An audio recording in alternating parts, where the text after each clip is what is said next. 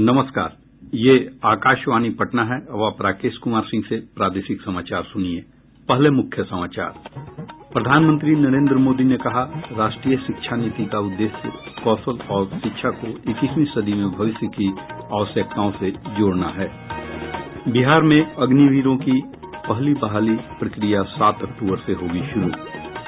प्रदेश में अब मंत्री और विधायकों की तरह मुखिया, सरपंच, प्रखंड प्रमुख और जिला परिषद सदस्यों को देना होगा संपत्ति का ब्यौरा। और कोरोना टीकाकरण अभियान के तहत एक दिन में 7 लाख से अधिक लोगों को टीके की खुराक दी गई। अब समाचार विस्तार से। प्रधानमंत्री नरेंद्र मोदी ने कहा है कि नई राष्ट्रीय शिक्षा नीति का उद्देश्य शिक्षा को संकीर्ण विचारधारा से निकालकर इसे आधुनिक विचारों से जोड़ना है। वाराणसी में अखिल भारतीय शिक्षा समागम को संबोधित करते हुए श्री मोदी ने कहा कि राष्ट्रीय शिक्षा नीति 2020 का उद्देश्य कौशल और शिक्षा को 21वीं सदी में भविष्य की आवश्यकताओं से जोड़ना है। तो आप सभी जानते हैं कि राष्ट्रीय शिक्षा नीति का मूल आधार शिक्षा को संकुचित सोच के दायरे से बाहर निकालना और उसे 21वीं सदी के आधुनिक विचारों से जोड़ना है। हमारे देश में मेधा की कभी कोई कमी नहीं रही है। प्रधानमंत्री ने कहा कि विश्वविद्यालय और महाविद्यालयों को केवल डिग्री प्राप्त करने वाले विद्यार्थी ही नहीं तैयार करने चाहिए, बल्कि उन्हें देश को आगे ले जाने के लिए तैयार करना चाहिए। उन्होंने कहा कि शिक्षा प्रणाली को ऐसे मानव संसाधन तैयार करना चाहिए जिसकी भारत को वास्तव में जरूरत है। हम केवल डिग्री धारक युवा तैयार न करें, बल्कि देश को आगे बढ़ने के लिए जितने भी मानव संसाधनों की जरूरत हो, हमारी शिक्षा व्यवस्था वो देश को उपलब्ध कराए, देश को दे। इस संकल्प का नेतृत्व हमारे शिक्षकों और शिक्षण संस्थानों को करना है। हमारे शिक्षक जितनी तेजी से इस भावना को आत्मसात करेंगे, छात्र छात्राओं को, देश के युवाओं को उतना ही ज्यादा, देश के आने वाले भविष्य को भी उतना ही ज्यादा लाभ होगा।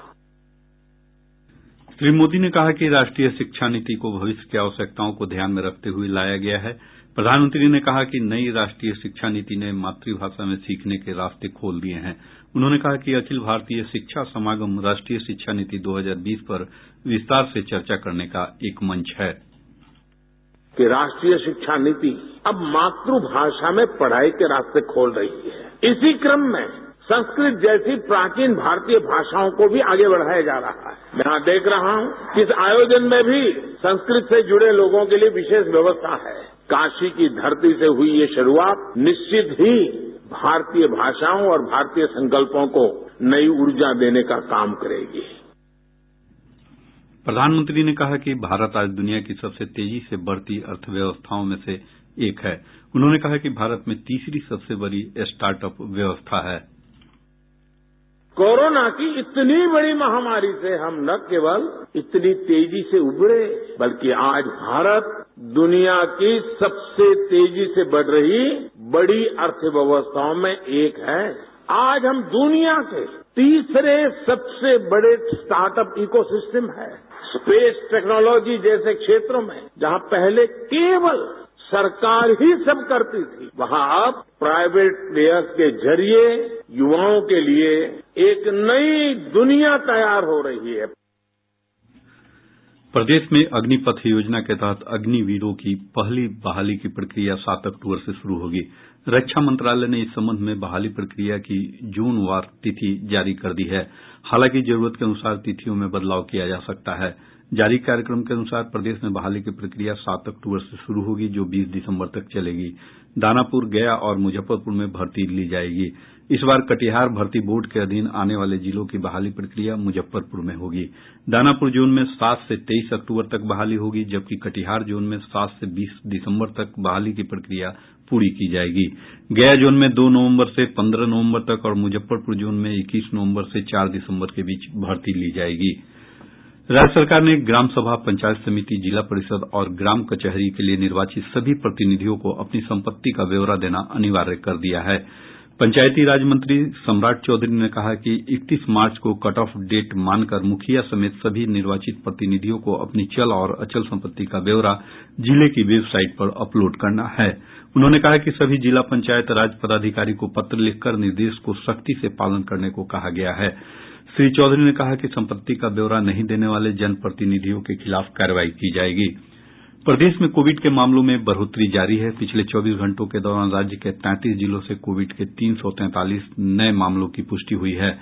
स्वास्थ्य विभाग के अनुसार इनमें सबसे अधिक पटना में 186 नये संक्रमित, जिसमें 6 डॉक्टर भी शामिल हैं। पटना में संक्रमण दर अब 3.12% हो गई है। राज्य में सक्रिय मरीजों की संख्या बढ़कर 1573 हो गई है। वहीं भागलपुर से 25, खगड़िया से 16 और सारण से 10 नये मामलों की पुष्टि हुई है। बांका से 9, नालंदा, रोहतास और दरभंगा से 7-7, अरवल, किशनगंज तथा मुजफ्फरपुर से 6-6, भोजपुर, जहानाबाद और शेखपुरा से 4-4 मामले सामने आये हैं। 2 मामला राज्य से बाहर का है। इधर पिछले 24 घंटों के दौरान 158 मरीजों को उपचार के बाद छुट्टी दी गई। स्वस्थ होने की दर घटकर 98.34% हो गई है। वहीं पिछले 24 घंटों में कोविड से एक व्यक्ति की मौत भी हुई है, जिससे मरने वालों की संख्या बढ़कर 12,262 हो गई है। प्रदेश में कोरोना टीकाकरण महाअभियान के तहत कल 7 लाख से अधिक लोगों को टीके की खुराक दी गई। इसके लिए 5,301 टीका केंद्र बनाये गये थे, जबकि 10,000 टीमों ने घर घर जाकर टीके की खुराक दी। स्वास्थ्य विभाग से प्राप्त जानकारी के अनुसार प्रदेश में अब तक 13,80,26,000 से अधिक कोविड रोधी टीके लगाये जा चुके हैं। इनमें से 6,24,08,000 लोगों को टीके की दोनों डोज दी जा चुकी है। वहीं अब तक लगभग 41 लाख लोगों को बूस्टर डोज भी लगाई जा चुकी है। इधर देश में कोविड टीकाकरण का आंकड़ा 1,98,40,00,000 को पार कर गया है। प्रादेशिक समाचार आप आकाशवाणी पटना से सुन रहे हैं। और अब बात आजादी के अमृत महोत्सव के तहत आयोजित की जा रही प्रश्नोत्तरी प्रतियोगिता की। जानिए आप कैसे बन सकते हैं विजेता। देश की आजादी के 75 साल पर आयोजित अमृत महोत्सव के उपलक्ष्य में श्रोताओं के लिए प्रश्नोत्तरी प्रतियोगिता चल रही है। सप्ताह में 2 दिन, बुधवार और शुक्रवार को शाम 7:30 बजे के प्रादेशिक समाचार बुलेटिन के दौरान हम पूछते हैं बिहार से जुड़ा एक सवाल।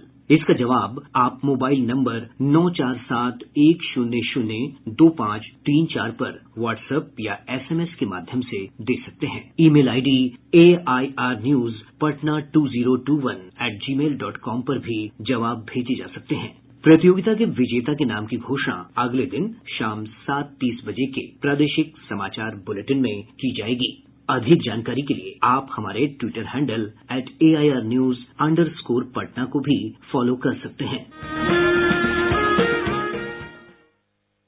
राज्य निर्वाचन आयोग ने कहा है कि नगर पालिका चुनाव को लेकर बूथों की सूची का प्रारूप 19 जुलाई को प्रकाशित किया जाएगा। बूथों का गठन हर वार्ड में किया जाना है। एक बूथ पर अधिकतम 1000 वोटरों के मतदान की व्यवस्था होगी। आयोग की ओर से जारी विज्ञप्ति के अनुसार 19 जुलाई से 1 अगस्त तक प्रारूप का दावा और आपत्ति कर सकती है, जिसका निष्पादन 25 जुलाई से 6 अगस्त तक किया जाएगा। बूथों की अंतिम सूची 11 से 14 अगस्त के बीच आयोग की वेबसाइट पर अपलोड कर दिया जाएगा। आयोग के अनुसार अनुमोदन के बाद मतदाता सूची का अंतिम